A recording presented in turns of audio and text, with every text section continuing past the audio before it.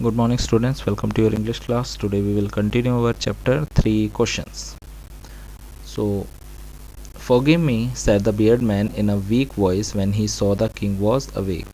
तो जो beard man था, जो दाढ़ी वाला आदमी था, उसने देखा जब राजा उठ गया है तो उसने माफ़ी मांगी कि मुझे माफ़ कर दीजिए. I do not know you and have nothing to forgive you for, said the king. राजा ने कहा, मैं ना तुम्हें जानता हूँ ना मेरे पास कोई वजह है कि मैं तुम्हें माफ़ करूँ. तुमने किया क्या? You do not know me but I know you. आप मुझे नहीं जानते बट मैं आपको जानता हूँ. I am the enemy of yours who swore revenge on you because you put my brother to death and seize my property. मैं आपका एक दुश्मन हूँ और मैंने कसम खा रखी है कि आपसे बदला लूँगा क्योंकि आपकी वजह से मेरे भाई की डेथ हुई और आपने मेरी प्रॉपर्टी सीज कर दी, मतलब छीन ली थी मुझसे. I knew You had gone alone to see that hermit and I made up my mind to kill you on your way home. मुझे पता था कि आप ये साधु से मिलने आए हो अकेले और मैंने प्लान बना लिया था कि मैं आपको रास्ते में मार डालूँगा. But the day passed and you did not return. पर पूरा दिन निकल गया और आप नहीं आए. So I left my hiding place and came upon your bodyguard who recognized me and wounded me. इसलिए मैं अपने छुपे हुए जो जगह थी वहाँ से बाहर निकल पाया, पर आपके बॉडीगार्ड ने मुझे देख लिया और मुझे चोट पहुँचाई. I escaped from him but I should have died if you had not dress my wound. मैं उनसे तो बच निकला पर अगर मैं मर चुका होता अगर आपने मेरे घाव नहीं मतलब साफ़ किए होते और उन्हें बंद नहीं किया होता. I wish to kill you and you have saved my life. मैं आपको मारना चाहता था और आपने मेरी जान बचाई. ना if I live I will serve you as your most faithful servant. और अगर मैं जी गया, अगर मैं मरा नहीं तो मैं आपका सबसे वफादार नौकर बन के रहूँगा. And will order my son to do the same forgive me. और मैं अपने बेटे को भी ऐसा ही करने का ऑर्डर दूंगा. प्लीज़ मुझे माफ़ कर दीजिए. The king was very happy to have made peace with his enemy so easily and to have won him over as a friend. राजा बहुत खुश था क्योंकि उसने बहुत ही शांति से अपने दोस्त मतलब एनिमी को अपना मतलब दोस्त बना लिया था. He not only forgave him but said he would send his servant and his own doctor to look after him and he promised to give back the man his property. उसने उसे माफ़ कर दिया और प्रॉमिस किया कि मैं अपना नौकर और डॉक्टर भेजूंगा तुम्हारा ध्यान रखने के लिए, और उन्होंने प्रॉमिस किया कि मैं तुम्हारी प्रॉपर्टी भी वापस लौटा दूंगा. Leaving the wanted man the king went out of the hut and looked around for the hermit. उस आदमी को वहीं छोड़ के राजा बाहर गया झोपड़ी के और उस साधु को ढूंढने लग गया. Before going away he wished once more to get answer to his question. वो जाने से पहले अपने 3 क्वेश्चंस के बारे में 3 आंसर्स जानना चाहता था. उसने सोचा शायद अब बता दे. The hermit was on his knees sowing seed in the bed and had been dug the day before.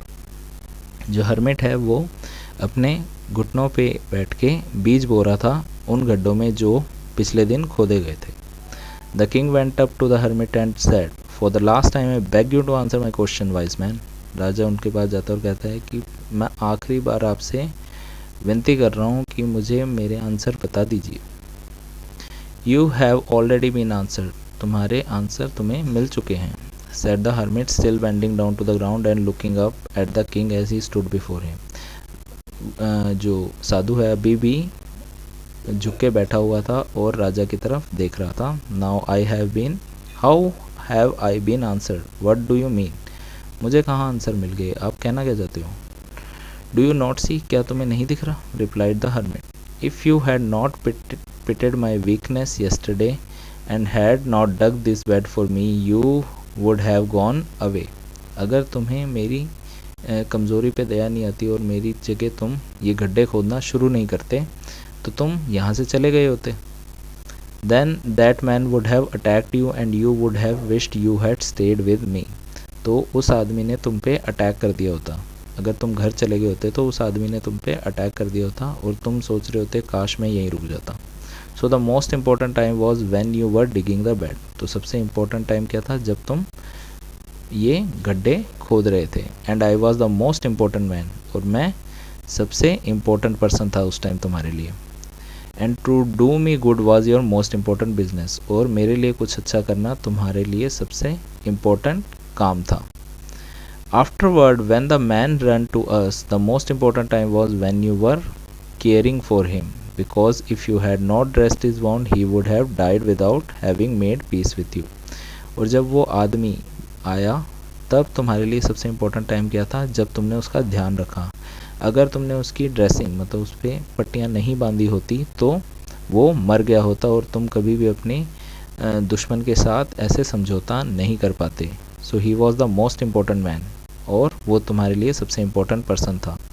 And what you did for him was the most important business, और तुमने जो उसके लिए किया वो सबसे इम्पोर्टेंट काम था. Remember then there is only one time that is important and that is now. That time is now. It is the most important time because it is the only time we have any power to act. उसने कहा कि जो सबसे important time है वो है अभी, क्योंकि यही वो वक्त होता है जब हम कुछ कर सकते हैं. We can do anything in the past. हमें नहीं पता कि हम कुछ भी नहीं कर सकते जो पास्ट में था. अब हम टाइम में पीछे जाके तो कुछ नहीं कर सकते ना. ना ही हम फ्यूचर में कुछ कर सकते क्योंकि वो अभी तक आया नहीं है. तो हमारे पास कुछ करने के पावर कब है, नाउ, अभी, प्रेजेंट में. The most necessary person is the person you are with at the particular moment, for no one knows what will happen in the future. और जो मोस्ट इम्पोर्टेंट पर्सन है वो कौन है, वो पर्सन है जो तुम्हारे साथ उस टाइम प्रेजेंट है, क्योंकि किसी को नहीं पता फ्यूचर में क्या होगा. And whether we will meet anyone else, और क्या हम किसी से मिल पाएंगे. The most important business is to do that person good because we were sent into this world for that purpose alone. और सबसे इम्पोर्टेंट पर्सन क्या है, सबसे इम्पोर्टेंट चीज़ क्या है करनी, कि हम उस पर्सन के लिए कुछ अच्छा करें, क्योंकि इसी काम के लिए हम वर्ल्ड में आए हैं. So I hope you have understood this chapter. It was written by Leo Tolstoy. And complete the glossary and question answer and submit to your subject teacher. That's all for today. Thank you and have a nice day.